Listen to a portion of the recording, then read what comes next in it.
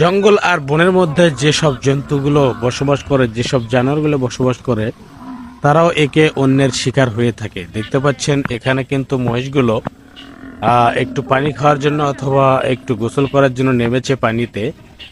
তো পানির ভেতর অবশ্যই কুমির আছে, তারা সেটা তো লক্ষ্য করেনি। কিন্তু লক্ষ্য করে তো লাভ হবে না, তারা তো সবসময় বনেই থাকে, তাদেরকে সেবা করার জন্য, তাদেরকে গোসল করে দেওয়ার জন্য তো মানুষ নেই। তারা তো কারো মালিকানাধীন নয়, তারা শুধু পুরো বনটাই জুড়ে তারা ঘুরে বেড়ায়। তো দেখতে পাচ্ছেন একটা কুমির কিন্তু আহ, একটা মহিষকে শিকার করেছে, কামড়ে ধরেছে মুখে। কিন্তু আপনারা ভিডিওটা দেখতে থাকুন, ভিডিওটা একটু বড় হবে কিন্তু মজা আছে ভিডিওতে, অ্যামাজিন দৃশ্য এটা।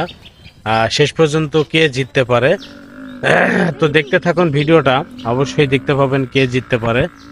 আহ, আসলে কথা হলো গিয়ে, যত দুর্বলই হই না কেন, শরীরে এক ফোঁটা রক্ত থাকা সত্ত্বেও কখনো হার মানতে নেই। তাই দেখতে পাচ্ছেন মহিষটা কিন্তু কখনো হার মানেনি, কুমিরটাকে ডাঙ্গাতে নিয়ে গেল, শেষ পর্যন্ত কুমিরটা ছেড়ে দিল। ধন্যবাদ।